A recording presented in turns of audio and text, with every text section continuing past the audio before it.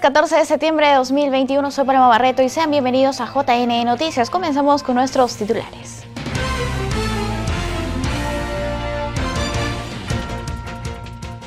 Jurado Nacional de Elecciones destaca rol que cumplió institución en los hitos que fortalecieron la democracia.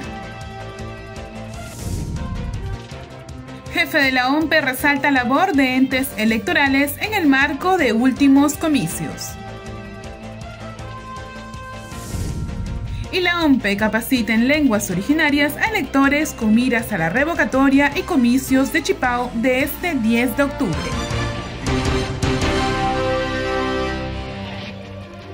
Amigos, el jefe de la OMPE, Piero Corbeto, aseguró que a pesar de las críticas y cuestionamientos contra el proceso electoral, sobre todo en la segunda vuelta, su entidad llevó a cabo unas elecciones tranquilas, limpias y transparentes en el marco de la pandemia de la COVID-19.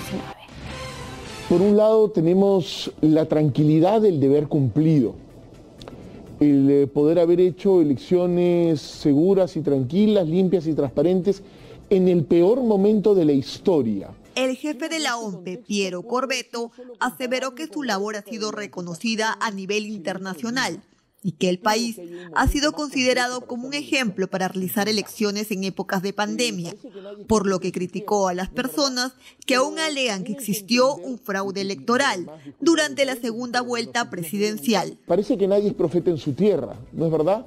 Pero también hay que entender, y además, disculpan el paréntesis, pero nos sentimos muy orgullosos porque son 21 organizaciones, pero más de 150 observadores. El Departamento de Estado norteamericano, la OEA, la Unión Europea, Gran Bretaña, Canadá, COPAL, IDEMOE, en fin, todos han aplaudido la elección y me ha tocado ir a Ecuador hace unas semanas y recibir llamadas y tener reuniones virtuales con otras autoridades. Y todos reconocen el gran esfuerzo y la referencia que se ha convertido el Perú para hacer elecciones en pandemia, y hay que decirlo, y eso nos enorgullece.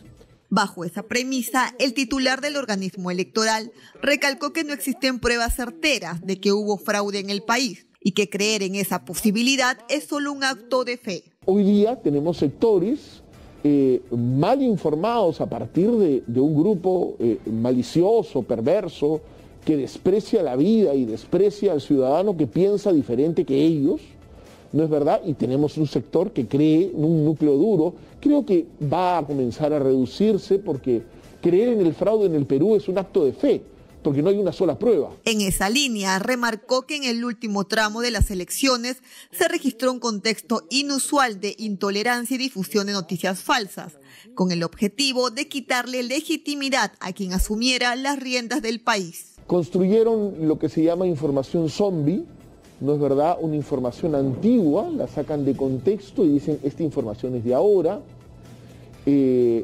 Malinterpretaron cualquier imagen que podían, crearon decenas de videos cruzando información de primera vuelta con segunda vuelta, hicieron varias campañas, ¿no? O sea, fue muy sostenido. La campaña primero de no deben haber elecciones, que la sustentaron 2 ex candidatos a la presidencia. Después vino la campaña de que falsificaron actas, ¿no es verdad?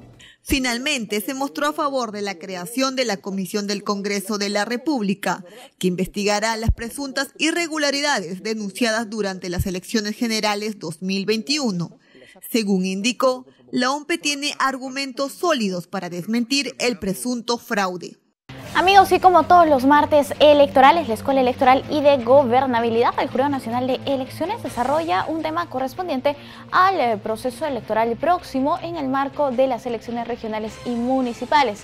El martes 21 a las 6 de la tarde vía Zoom se brindarán los alcances sobre el marco normativo electoral aplicable en las próximas elecciones regionales y municipales bajo la disertación de Amelia Hernández. Ella es abogada por la Universidad Católica de Santa María en Arequipa. Para acceder a esta sala pueden inscribirse ingresando al enlace www.esec.edu.pe/marteselectorales. Precisamente lo tenemos en pantalla en este momento, la invitación está hecha.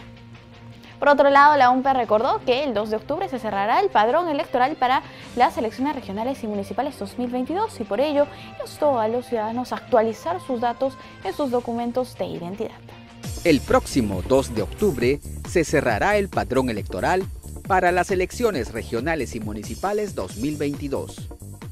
El padrón electoral contiene la lista de todos los electores habilitados para sufragar. Asimismo, presenta los nombres, apellidos, dirección, así como la fotografía y firma de las personas mayores de edad. De acuerdo a ley, debe cerrar un año antes de los comicios. El padrón es utilizado por la OMPE para la organización del proceso electoral, ya que contiene información como el domicilio del ciudadano, el cual es esencial para asignar un local de votación. Por eso, para tener un padrón electoral con datos vigentes, el RENIEC ha lanzado la campaña El Padrón lo hacemos todos. De esta manera, se busca que la población acuda al ente registral para actualizar sus datos hasta el 2 de octubre. La participación de la población en todas las etapas de un proceso electoral es esencial para el desarrollo de unos comicios transparentes, seguros y ordenados. Por su parte, el RENIEC informó que cerca de 150.000 ciudadanos que ya son mayores de edad continúan con el DNI amarillo. Por ello, invocó a la ciudadanía a actualizar sus datos con miras a las elecciones regionales y municipales 2022. Hasta este 20 de septiembre estará disponible la plataforma virtual Consulta tus datos del RENIEC, ello con la finalidad de actualizar el padrón electoral. Iván Torres, gerente de comunicaciones del RENIEC, explicó cuáles son los 3 trámites más importantes que los ciudadanos deben realizar con miras a las elecciones regionales y municipales. En el RENIEC se deben de realizar 3 acciones puntualmente. Lo primero es, si han migrado, tienen que actualizar su domicilio en su DNI para que puedan votar en la jurisdicción donde actualmente residen los ciudadanos. Este trámite se puede realizar de manera virtual. Cambio del DNI amarillo por el azul o el electrónico si es que ya cumplieron la mayoría de edad los ciudadanos, ¿no? Este trámite, en este trámite justamente tenemos, como le mencionaba, un total de 150.000 personas que en este caso tienen que acercarse a alguno de los puntos de atención que tiene el RENIEC de manera presencial, ¿no? Y finalmente inscribir las defunciones en el RENIEC. Este proceso también se realiza de manera virtual, ¿no? Si los ciudadanos tienen de repente alguna duda, por ejemplo, respecto a alguna de esta información, pueden ingresar a nuestra página web. Asimismo, instó a la población a realizar sus trámites a la brevedad, ya que el padrón electoral cerrará este 2 de octubre. Por favor, le pedimos a los ciudadanos actualizar esta información para poder contar con un padrón mucho más actualizado para las elecciones regionales y municipales de cara hacia el 22. Finalmente recordó que las agencias registrales atienden presencialmente con un aforo del 50% para evitar la propagación de la COVID-19. El historiador e investigador del Museo Electoral y de la Democracia del Jurado Nacional de Elecciones, Mauricio Gibson, señaló que el ente electoral en sus 90 años de vida institucional aportó al fortalecimiento democrático y la gobernabilidad del país, trabajando por el perfeccionamiento del sistema electoral e impulsando la aprobación de leyes que coadyuven en ello. El primer hito de la democracia, entendiendo el hito como el momento clave de un acontecimiento, en este caso la democracia. En el marco del Día Internacional de la Democracia, el historiador e investigador del Museo Electoral y de la Democracia del JNE, Mauricio Gibson, aseveró que el ente electoral es un hito histórico, siendo creado en 1931. Su larga historia está asignada bajo la trascendente misión de reforzamiento del sistema democrático y la gobernabilidad de la nación. En los primeros años del siglo XX, ¿no? ¿Y quiénes son, pues, los que van a llevar la voz de lo que estaba pasando y conglomerar algunos otros hechos importantes? Va a ser la generación del centenario. Que ojo ahí a todos los trabajadores de una institución del Jurado Nacional de Elecciones, como los que nos están viendo, es, creo yo, el punto neural para que nazca una institución como el Jurado Nacional de Elecciones en 1931. ¿Por qué? Porque estos muchachos no solamente se van a preocupar de lo que hizo el régimen civilista anteriormente, también, por ejemplo, van a formar parte de las reformas universitarias. Y no es casualidad que los miembros del Jurado Nacional de Elecciones provenga al menos uno de las universidades del país. En este caso, en la actualidad, si bien es cierto, de las facultades de Derecho, pero para esta época se designó a representantes de las universidades estatales del Perú. En este sentido, enfatizó que el JN desarrolló una intensa labor de educación y formación ciudadana en época electoral y no electoral, fomentando su participación activa en la vida democrática del país, en particular con la población históricamente relegada, como son mujeres, jóvenes, personas LGTBI, pueblos indígenas, personas con discapacidad y pueblo afroperuano. ¿Quiénes fueron estos miembros de la generación del centenario que propiciaron el proyecto de ley que luego va a dar inicio al nacimiento o génesis al Jurado Nacional de Elecciones? Por ejemplo, te menciono a algunos importantes, ¿no? Por ejemplo, Luis Eduardo Balcarce, gran participante en la reforma universitaria de 1809 en la Universidad del Cusco.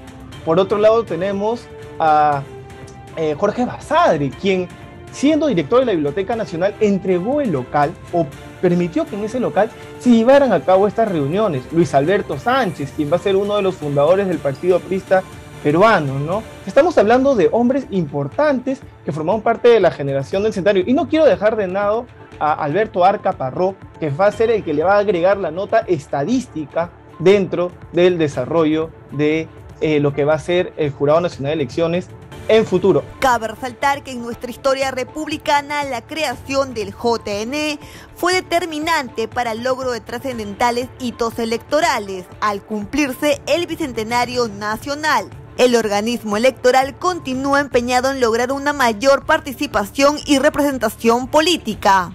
Podríamos hablar de los mitos de la democracia quizás antes y después del nacimiento del Jurado Nacional de Elecciones, ¿no? Hemos hablado muy bien de las primeras elecciones en el Perú, producto de las Cortes de Cádiz, las primeras elecciones para el Congreso Constituyente, ¿no?, de 1922. Podríamos seguir con la reforma electoral llevada a cabo por el presidente Piérolas, ¿no?, que bien lo hemos mencionado, seguidamente el nacimiento del Jurado Nacional de Elecciones, y justamente ya con el nacimiento del Jurado Nacional de Elecciones te van a convocar a elecciones, ¿no? Y en estas elecciones, si bien es cierto, por primera vez, por ejemplo, hechos importantes de nuestra democracia en este periodo tan dinámico, ¿no?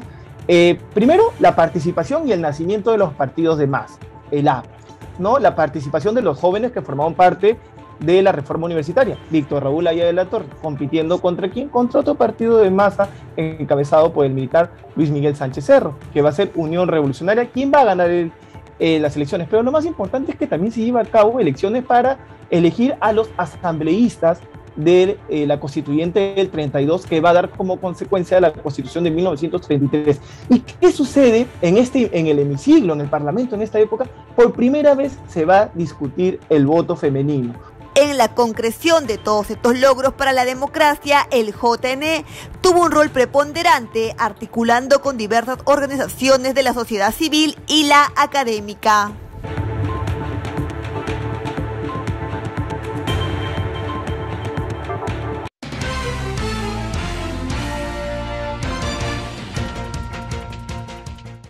Amigos, tenemos una entrevista. Hoy vamos a conversar con Percy Medina, él es jefe de Idea Internacional para Perú. Hablaremos sobre los desafíos y retos de la democracia en nuestro país. ¿Cómo está, señor Medina? Bienvenido. Muy buenos días. Muy buenos días. Señor Medina, por favor, en un primer momento definamos qué significa democracia y por qué es tan importante. Bueno, la democracia es un régimen en el que la gente, las personas, tienen control sobre el poder a través de representantes a los que eligen de manera periódica y de acuerdo con ciertas reglas. Aquí lo importante es que la gente tiene control sobre el poder y que quienes son elegidos son nombrados por el voto de las personas y al mismo tiempo responden a estas personas que los han designado, rinden cuentas. Entonces la democracia es un sistema que consiste en que la gente se da su propio gobierno a través de representantes. Perfecto. Como peruanos, ¿por qué debemos valorar la democracia en la que actualmente vivimos? Bueno, la democracia es un logro y es además el sistema que garantiza que todo el mundo tenga derechos. ¿no?, que pueda accederse en igualdad de condiciones a los derechos que nos reconoce la ley, los derechos civiles, los derechos políticos, los derechos económicos y sociales. La democracia es la que garantiza que se nos va a respetar como personas, ¿no? En un régimen dictatorial o en una autocracia, quienes usurpan el poder, quienes detentan el poder, pueden abusar de ese poder. En una democracia no, porque en una democracia justamente el poder tiene límites y lo que tenemos las ciudadanas y los ciudadanos es el resguardo de nuestros derechos a partir del propio régimen político. Bien, el índice de la democracia 2020 realizado por The Economist Intelligence Unit ubica al Perú en el puesto número 57 de los 167 países que han sido analizados y lo clasifica como si tuviéramos una democracia defectuosa. ¿Qué significa esto? ¿Por qué nuestra democracia se encuentra a este nivel?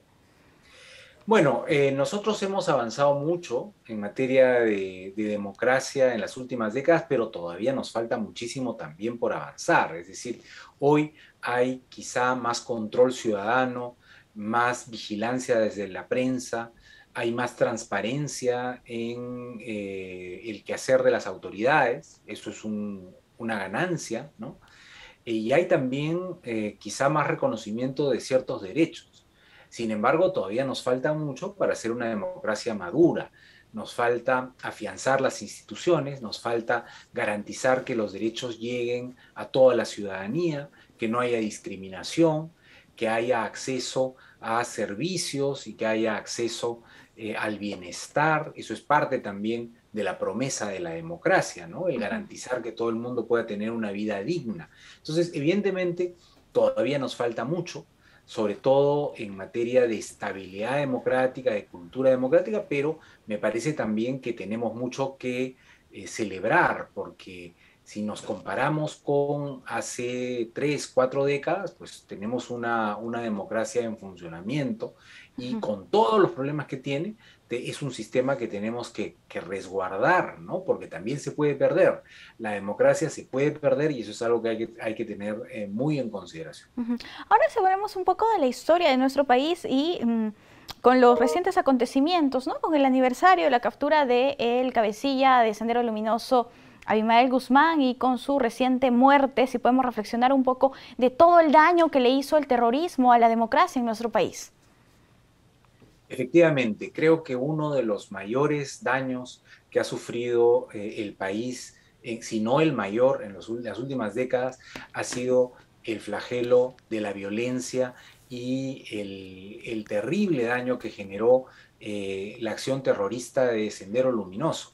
Sendero no solamente destruyó bienes, destruyó vidas, proyectos personales, desgarró al país, y eso se basó en una ideología que lo que buscaba era una transformación a través de la violencia. Y creo que justamente uno de los rasgos de la democracia es que las transformaciones se hacen a través de mecanismos legales y a través de mecanismos pacíficos, ¿no?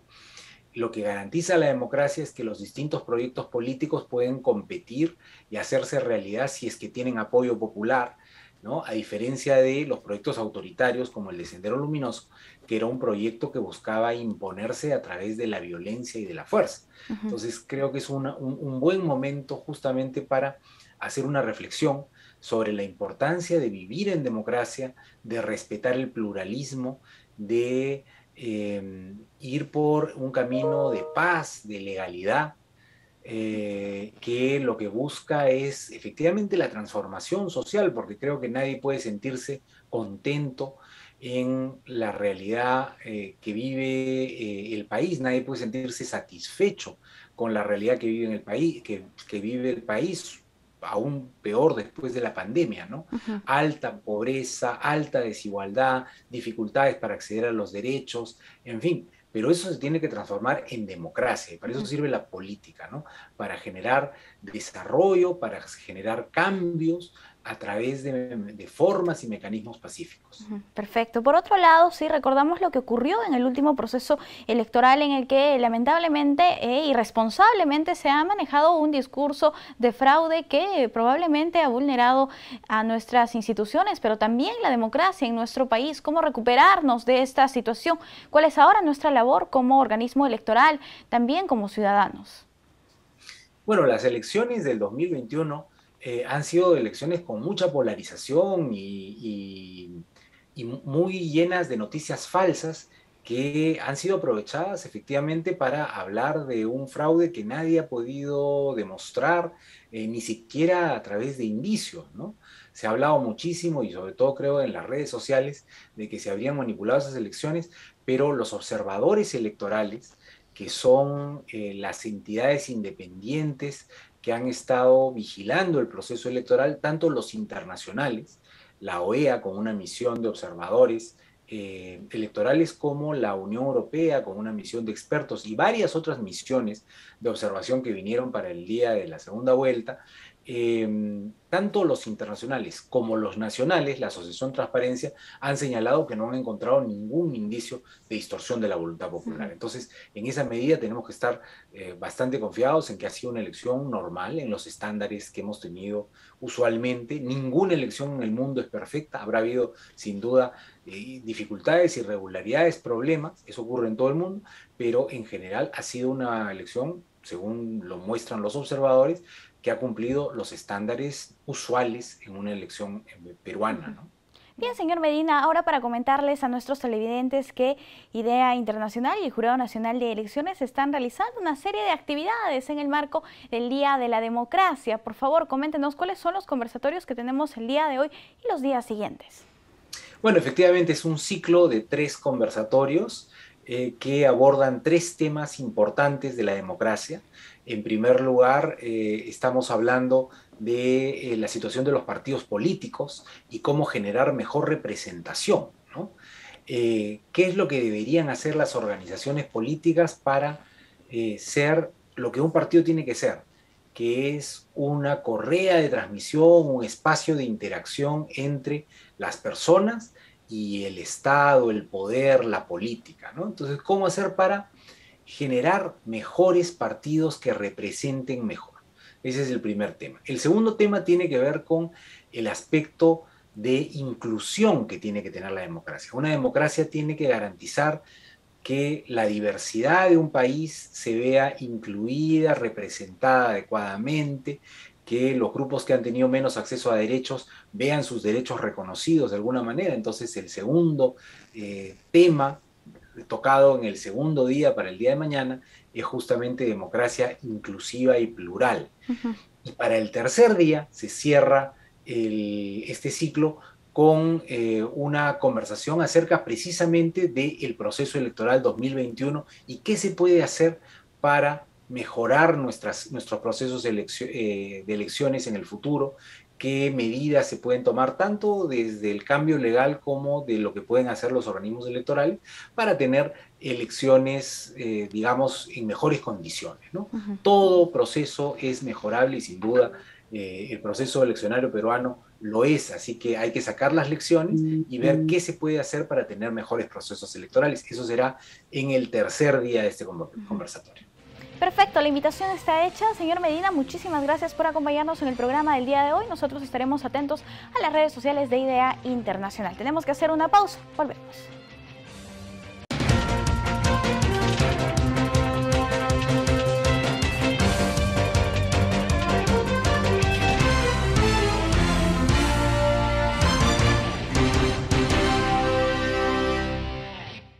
Amigos, estamos de vuelta. Muchas gracias por acompañarnos. Piero Corbeto señaló que en el Perú aún hay mucho trabajo pendiente en cuanto a la educación electoral. Vamos a escuchar sus declaraciones. El jefe de la OMPE, Piero Corbeto, se pronunció sobre las denuncias en torno a las últimas elecciones presidenciales. Dijo que han sido unas elecciones muy buenas y aplaudidas por la comunidad internacional. Señaló que se presentarán ante el Congreso para poder desmentir cualquiera de las afirmaciones falaces que se han vertido en el proceso electoral. Sí, mira, lo que pasa es que el proceso electoral tiene sus tiempos. Y cuando llegaron todos estos ataques y estos bulos, ya estaba todo en el ámbito jurisdiccional.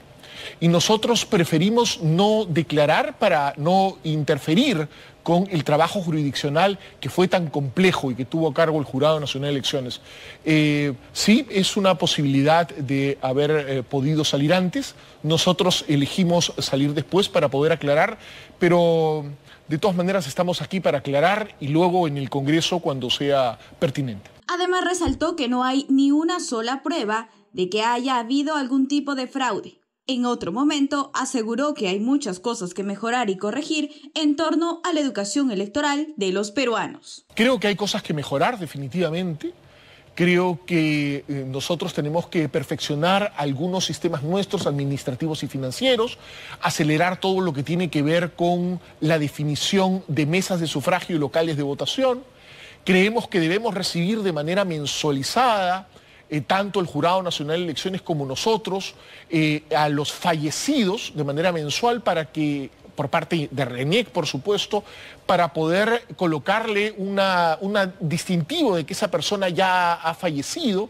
En fin, creo que hay varias posibilidades de mejorar, por supuesto, además, y creo que debemos tomar como lección en América Latina, pero sobre todo en nuestro caso, y yo lo hago en mío propio, el poder en la época no electoral explicar en qué consiste la elección, cuáles son los pasos de la elección, qué venimos haciendo.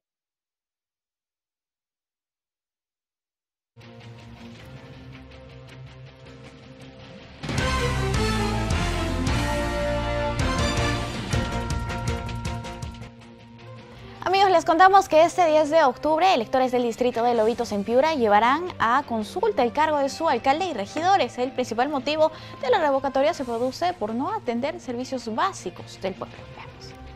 El no atender los servicios básicos del pueblo y tener obras mal ejecutadas, inconclusas o con retrasos constituyen los motivos para solicitar la revocatoria del mandato de la alcaldesa del distrito de Lobitos en Piura.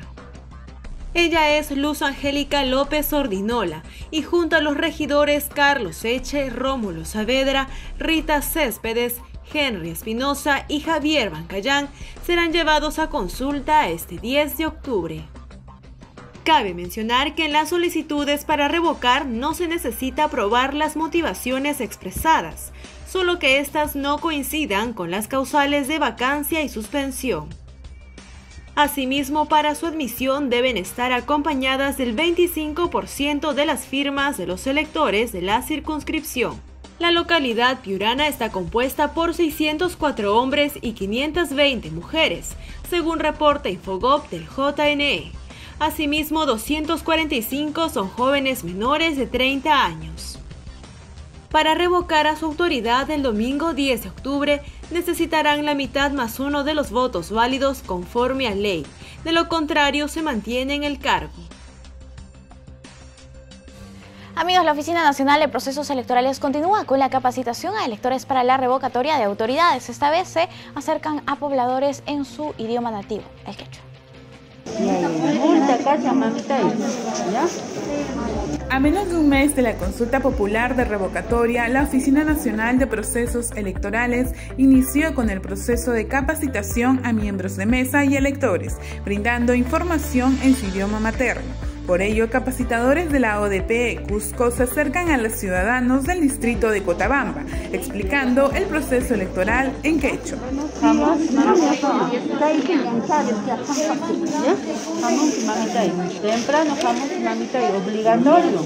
Es de vital importancia que se capacite en quechua en el contexto de la consulta de revocatoria, ya que ayudará a que la información electoral llegue a los actores y en este caso a los votantes que acudirán a las urnas este 10 de octubre para que emitan un voto informado. Es necesario también resaltar que los fiscalizadores del Jurado Nacional de Elecciones se encuentran en los 13 distritos que realizarán la consulta, supervisando el correcto desarrollo del mismo. De la misma forma, capacitaron este último fin de semana electores de Tacna, Huayucachi en Junín, Tauripampa, Lobitos en Piura, entre otros. Cabe destacar que el ente electoral habilitó también mesas de sufragio en centros poblados a pedido de la ciudadanía y autoridades, para que así puedan asistir a sufragar sin alejarse de sus hogares.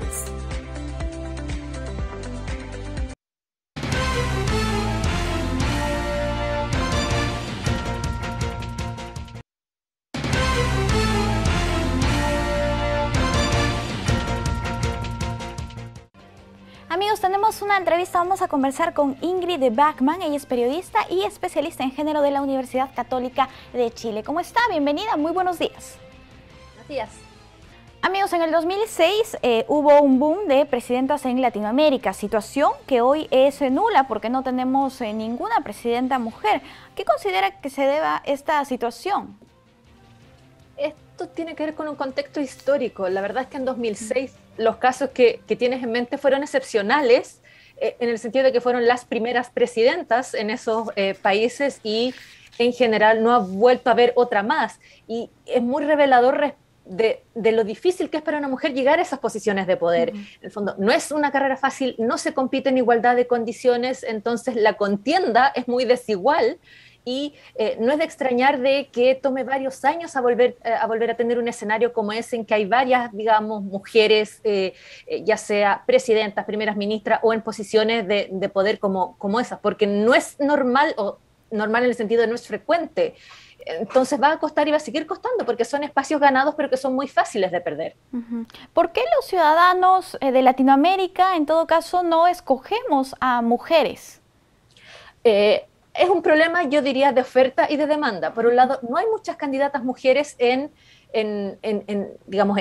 tickets viables, esto es que sean parte de una coalición o de un partido que tenga verdaderas probabilidades de ganar, y no son candidaturas viables típicamente, pero además es súper demostrado que los atributos que tradicionalmente consideramos en la figura presidencial no son considerados estereotípicamente femeninos. Por ejemplo, la asertividad, la expresión de poder, incluso nociones como fuerza o como ser incluso de trato duro, por ejemplo, son cosas que no son bien vistas en mujeres. Entonces las mujeres además tienen que lidiar con esa imagen de que se ven como no apropiadas para el cargo, porque se entiende que son emocionales y por lo tanto no serían racionales para un cargo como ese, que son dulces, que no son duras, que en el fondo que tienen otras áreas de experticia más allá de asuntos como, por ejemplo, la economía, la política o las relaciones internacionales. Entonces son dificultades que se enfrentan por un lado en la visión de los votantes, pero también de los propios partidos que no ponen más mujeres en sus plataformas.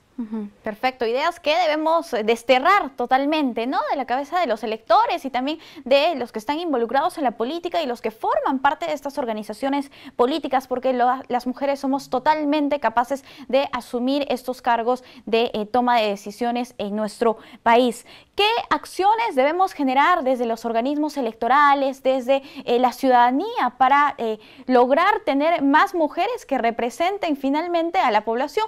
Recordemos que aquí en Perú y en otras partes del mundo más del 50% de la población del padrón electoral se trata de mujeres. Hay varias medidas que se pueden tomar. Una de las principales barreras de entrada que tienen las mujeres en la política tiene que ver con el tiempo. Las mujeres en general tienen menos tiempo libre para dedicarse a actividades partidistas, por ejemplo, reuniones, salir a hacer puerta a puerta, estar en lugares públicos, porque muchas veces tienen que hacer muchas tareas domésticas que hasta el día de hoy todavía están consideradas que son propias de mujeres. Entonces hay un tema ahí de organizacionalmente tratar de hacer eventos, por ejemplo, en horarios que sean más compatibles con mujeres con ese tipo de actividades, o por ejemplo deliberadamente invitarlas e incluirlas en otro tipo de actividades. Otra cosa que también se ha demostrado en varios países que funciona son lógicas como cuotas de género, empezar a poner mínimos en que tiene que haber mujeres por lo menos como candidatas que puedan participar en eventos, porque precisamente como tienen estas barreras de entrada, son menos visibles y son menos reconocidas, tienen un sesgo adicional a la hora de ser candidatas viables. Entonces, si uno pone, ya sea como un organismo electoral o políticamente, uno establece normas o criterios para ese tipo de cosas, también funcionan. Hay evidencia de países como Costa Rica, como Argentina, que empezaron a hacer eso y eventualmente después esa distribución por género sale relativamente naturalmente, porque surgen muchas personas que ven que hay otras candidatas mujeres que dicen yo también puedo participar, que se ven reflejados y empiezan ellas mismas a participar más en política, y eso también ayuda. Y obviamente también está un tema desde las bases, esto es el valorar a las mujeres como candidatas y el aporte que pueden hacer como legisladoras, como miembros de un partido, como personas en posiciones de poder que pueden tomar decisiones, que pueden aportar una mirada distinta o preocupaciones que no son las tradicionales. Ese es uno de los grandes aportes que tienen las mujeres. Tienen perspectivas distintas y enriquecen el debate político de esa manera. Perfecto. No solamente solamente se trata de cuotas, ¿no? También de principios como la paridad y la alternancia que se ha aplicado aquí y que se aplican en otros países. ¿Cómo evaluaría usted esta situación? ¿Ha dado frutos realmente positivos, los que se esperaban? ¿O en qué sentido se tendrían que legislar? Porque estamos hablando paridad y alternancia, pero solamente en el tema de las candidaturas, ¿no? No en sí en la representación y en el acceso a estos cargos. La evidencia es un poco mixta en el sentido de que fijar cuotas o fijar alternancias, solo eso no es suficiente, porque ¿qué es lo que muchas veces hacen los partidos? Ponen a cualquier persona, literalmente un nombre, solo para cumplir con la norma, y si no está el verdadero espíritu de inclusión, de tener personas que puedan realmente participar, la verdad es que no se consigue mucho. Sí hay evidencia de que una vez que se tiene por lo menos un espíritu de diversidad, de agregar esa diversidad, de tener candidaturas viables y no simplemente el hacerle un check a una lista de cosas que hay que hacer, es que se puede avanzar, se vuelven más viables. Hay evidencia de que las mujeres son viables como candidatas. Muchas veces en los partidos te dicen, no, es que las mujeres son desconocidas, es que no salen electas. No, la evidencia muestra de que sí salen, si es que tienen el apoyo que se necesita, por ejemplo, para difundir su plataforma, para estar presente en diferentes eventos. También hay evidencia de cuando estableces cuotas, no solo en las candidaturas, sino que en el sistema de cómo se va a elegir a las personas, también puede resultar. Y de hecho hay casos en que demuestra que las mujeres candidatas no solo son viables, sino que además una vez que salen electas, por ejemplo, tienen tasas de reelección más altas, lo que significa que también los votantes las terminan valorando. Entonces son crear diferentes instancias en todo un proceso, porque no es solo el ser electa, no es solo el estar en la papeleta a la hora de votar, es también tener visibilidad, es poder acceder a una plataforma de partidos, es tener visibilidad. Los medios también juegan un rol aquí importante, el no reducir a las mujeres a ciertos temas o a que sabe menos que, o esos clichés que a veces se usan no, que en realidad es la fachada y hay un hombre en la sombra digamos desde la sombra que está diciendo qué es lo que esta persona tiene que decir. Eso todavía se ve en la cobertura, por ejemplo, de algunos medios respecto de mujeres, y ni hablar del acoso político, por ejemplo, que muchas mujeres sufren por el mero hecho de ser mujer. Se les desestima, se les trata mal, se les insulta, tienen mucho peores experiencias, por ejemplo, en redes sociales, del tipo de cosas que les dicen o el acoso que pueden recibir. Entonces también es preocuparse de que la cancha es desigual. Sí. Entonces hay que tratar de nivelar eso para que lleguen en igualdad de condiciones, y eso va a demostrar que las mujeres sí son viables y que sí pueden ser buenas políticas. De hecho, hay varios estudios que sugieren que incluso son más eficientes en términos de leyes, de proponer leyes, de aprobarlas y de hacer cambios en políticas públicas que son necesarios. En el caso de los medios de comunicación, ¿cómo podemos mejorar esta situación? Aquí en Perú nosotros hemos visto que existe una total desigualdad en la cobertura de candidaturas femeninas y candidaturas masculinas. Entonces esto es preocupante. ¿Qué hacemos en ese sentido? ¿Apelamos a la conciencia de los medios de comunicación? ¿Legislamos? ¿Ponemos sanciones a aquellos que no hagan una cobertura equitativa? El problema con una legislación es que es re difícil establecer qué es una cobertura equitativa, porque si lo divides en mitad y mitad, eso tampoco se trata, es una falsa igualdad, es un falso equilibrio. Lo que hay que tratar de llegar es, en el fondo, que el trato no sea discriminatorio, en el fondo, que dé lo mismo si el candidato es hombre o si es mujer, sino que el tratamiento que se va a recibir, ya sea a favor o en contra, cuestionando plataformas o poniendo en duda, a ver, pero antes usted había dicho esto o esto otro, que eso sea igual. Y eso pasa, entre otras cosas, por un cambio cultural.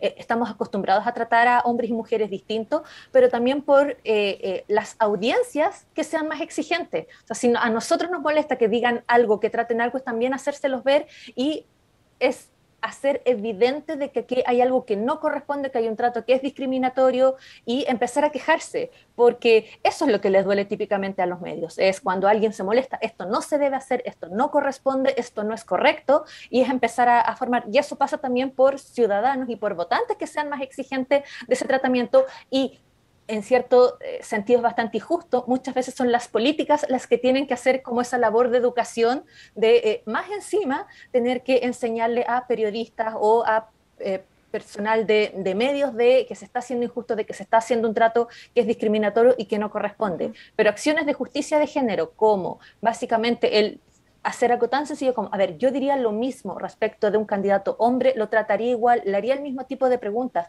o le haría el mismo, digamos, tono de preguntas. Preguntarse eso también es un paso que pueden hacer muchos profesionales. Legislar es difícil, pero sí puede haber, por ejemplo, reglamentos internos de los medios, o códigos de ética, por ejemplo, que podrían ayudar también. Claro. Bien, y ahora usted explicaba, ¿no?, la doble labor, o que las mujeres tienen que enfrentarse a diferentes cosas, no solamente tienen que enfocarse en su labor, en su campaña, en tema de sus propuestas, sino también tienen que enfrentarse al acoso político, tienen que buscar esas posibilidades en los medios, y esto es realmente lamentable. Esperemos que se pueda cambiar en ese sentido, que tengamos más conciencias y que los ciudadanos también podamos elegir mejor también lo que consumimos y castigar a aquellos medios de comunicación que no hacen una cobertura equitativa o que utilizan continuamente estos estereotipos. Brevemente, y para finalizar con el caso chileno, por favor, ustedes tuvieron una presidenta mujer. ¿Cómo sirvió esto para reivindicar los derechos políticos de las mujeres? A ver, fue un hito, sin duda, y yo recuerdo, de hecho, el día en que salió electa Michelle Bachelet, como muchas mujeres celebraban, al fin hay una mujer en esto. No ha vuelto a haber otra presidenta mujer, si bien Michelle Bachelet fue reelecta ella misma, ahora hay por lo menos una mujer candidata con probabilidades importantes de ser electa. Son pasos, se va llegando, pero esto no es como un botón on-off, que uno pueda decir, ya, con esto se solucionó la desigualdad de género en política, y es muy revelador que no. Por ejemplo, el actual gabinete del presidente Piñera, la proporción de mujeres es muy menor, o es cosa de ver las municipalidades, cuántas mujeres son alcaldesas, son bastante pocas respecto del total nacional. Entonces son pasos y son luchas que hay que ir ganando poco a poco, y eso también pasa por un público más exigente. Dicho eso, en el caso chileno fue un hito el tema de la convención constituyente, donde se exigió paridad no solo en las candidaturas, sino que en el sistema en que salían electos. Y tenemos finalmente una convención que es mitad y mitad.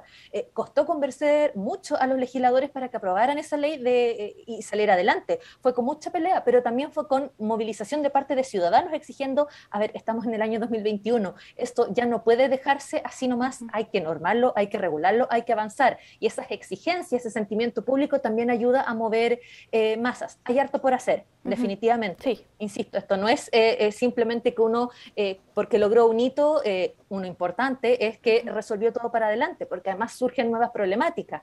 Pero es un paso importante y básicamente deja la puerta abierta para otros avances y otros cambios que se pueden hacer. Es un trabajo constante en todo caso, y nosotros como ciudadanos tenemos una gran responsabilidad. Señora Bachmann, muchísimas gracias por acompañarnos aquí en JN Noticias. Ha sido un gusto conversar con usted. No, gracias a ustedes por la invitación. Cuídese, hasta luego. Amigos, nosotros vamos a hacer una pausa. Volvemos.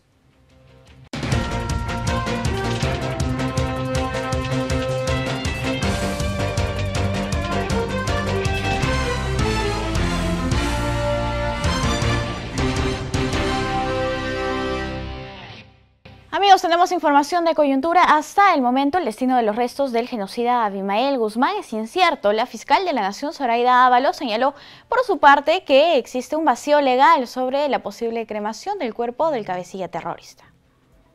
Después de 4 días de su fallecimiento, los restos del cabecilla terrorista Abimael Guzmán aún no tienen destino. En conversación con una radio local, la fiscal de la Nación, Zoraida Ábalos, reconoció que existe un vacío legal sobre el caso del cabecilla terrorista. Sin embargo, su institución viene actuando de acuerdo a las normas establecidas. En ese sentido, sostuvo que la titular de la Tercera Fiscalía Penal del Callao viene realizando una exhaustiva investigación que consta de exámenes de necropsia, exámenes patológicos, odontograma para su interpretación. El fiscal en su momento, una vez que evalúe, tenga ya todas las evidencias, tomará la decisión al respecto, pero la decisión la tiene que tomar haciendo una interpretación sistemática de la normativa. En este caso, por ejemplo, tendría que tener en cuenta el artículo 159, inciso primero de la Constitución, que dice que el fiscal debe velar también por los intereses públicos tutelados por la ley. Una de esas normas a tomar en cuenta es el Manual de Procedimientos Tanatológicos Forense, que dispone que el cuerpo puede ser donado a la Facultad de Medicina o pasar a una fosa común. Si bien el ministro de Justicia, Aníbal Torres, sugirió la cremación del cuerpo de Abimael Guzmán, la Fiscalía de la Nación señaló que no existe una norma que permita esa situación. Con respecto a la incineración, no hay marco normativo que así lo disponga. Este es un vacío que estamos viendo, que ya corresponde, que debe ser tratado por los órganos competentes, llámese Congreso, llámese el Ejecutivo.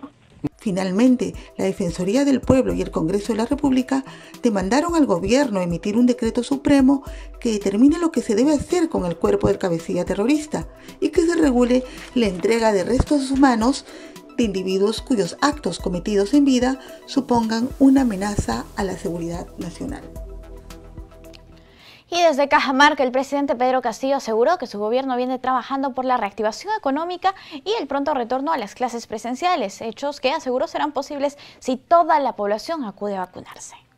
El presidente Pedro Castillo aseguró que su gestión está trabajando en combatir la pandemia y en tal sentido manifestó que espera que el país asista a las jornadas de vacunación que permitan reactivar la economía nacional, así como reabrir los colegios el próximo año. Tener un pueblo vacunado para reactivar la economía, para abrir las escuelas, los colegios, las universidades, que nuestros hijos regresen con ese cariño, ese amor de acercarse a sus maestros a partir del próximo año presencialmente. Por otro lado, el jefe de Estado ratificó su firme rechazo a los actos de corrupción y también de terrorismo. No podemos seguir en estos dimes y diretes, que tenemos ideología senderista, falso, totalmente falso. Somos hombres del pueblo, campesinos, maestros y ronderos, y lo diré en cualquier rincón del país. En otro momento, el mandatario instó a las autoridades y al pueblo a mantenerse unidos en beneficio del desarrollo del país. Hoy hay que equilibrar el crecimiento con el desarrollo de la patria. Y por eso invoco a los señores ministros de Estado y al gabinete desde acá de Tacabamba, abra las puertas al pueblo peruano, a los distritos. El presidente Castillo, quien cumplió su segundo día de trabajo en la región Cajamarca, anunció que su gestión priorizará la construcción del hospital de Tacabamba, así como la ejecución de obras de agua potable y alcantarillado en beneficio de sus pobladores. Es momento de ver el microinformativo Conectados de OCIPTEL, donde nos reportan las noticias más importantes del sector de telecomunicaciones. Adelante.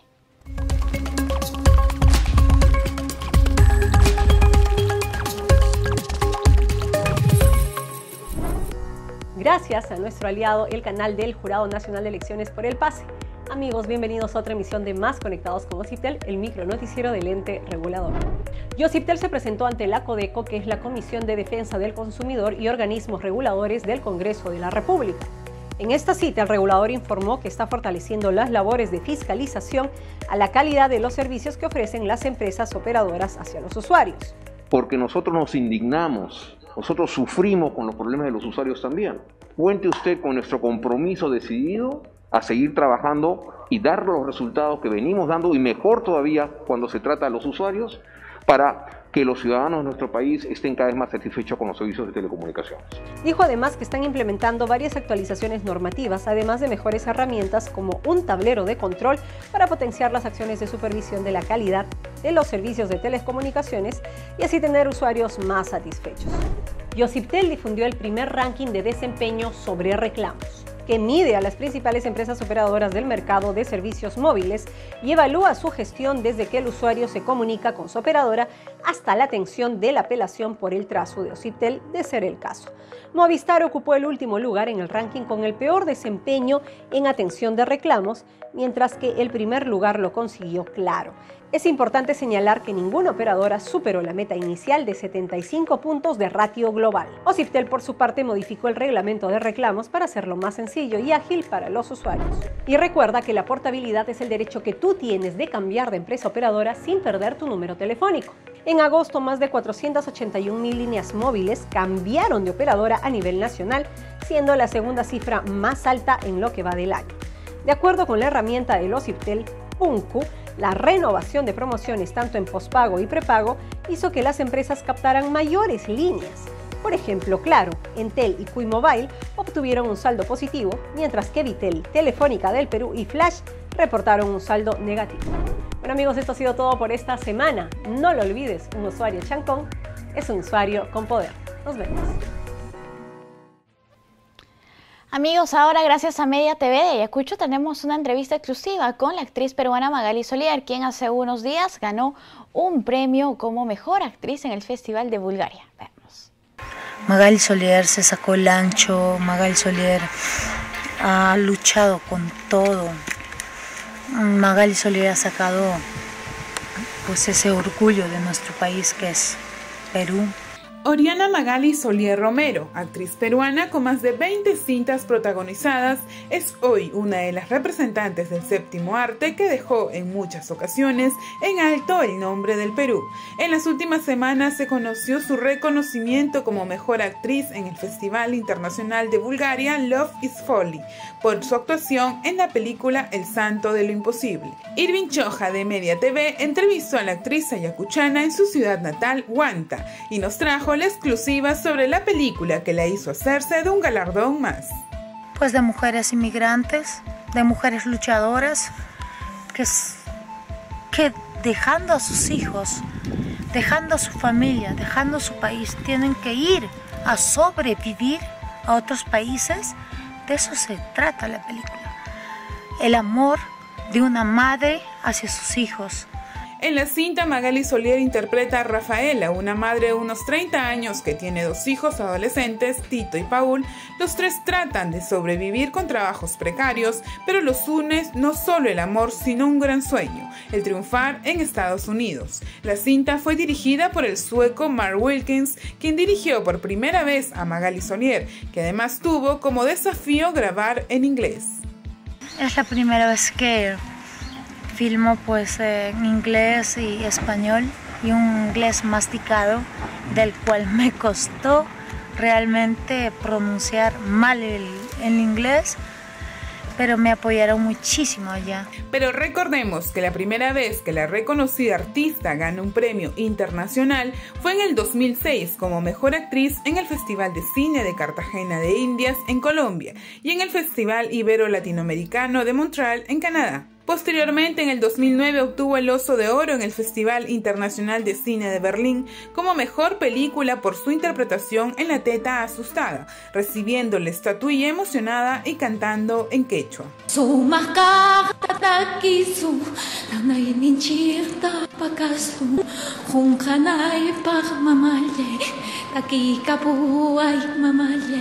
Gracias. Fue esta la misma cinta que la llevó a la alfombra roja de la mano de Claudia Llosa a los aclamados premios Oscars, nominada como Mejor Película Extranjera. En el 2019, la artista peruana Magali Solier fue premiada como Mejor Actriz en la 12ª versión del Festival de Cine de Chile por su papel en la película Lina de Lima, en la que interpreta a una inmigrante peruana en Chile que lucha por salir adelante. Magali Solier sin duda protagoniza películas que demuestran su identidad cultural y da a conocer a través del cine su calidad como artista. Ella dedica todos sus premios a sus 3 hijos y se enorgullece de formar parte del cine peruano. Estoy muy feliz, orgullosa y me toca este premio en el momento más difícil de mi vida, pero le dedico este premio a mis 3 hijos.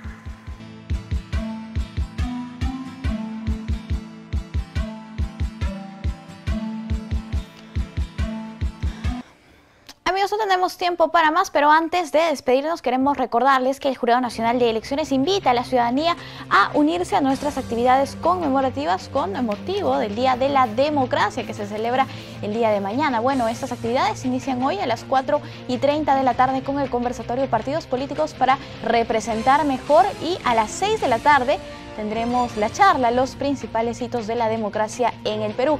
Ambas serán transmitidas por el Facebook oficial del Jurado Nacional de Elecciones en vivo, así que estén atentos a nuestras redes sociales. Amigos, muchísimas gracias por acompañarnos. Los invitamos a seguirnos mañana también en una edición especial, por supuesto, por el Día de la Democracia. Los dejamos ahora con imágenes de PROM Perú. Permiso.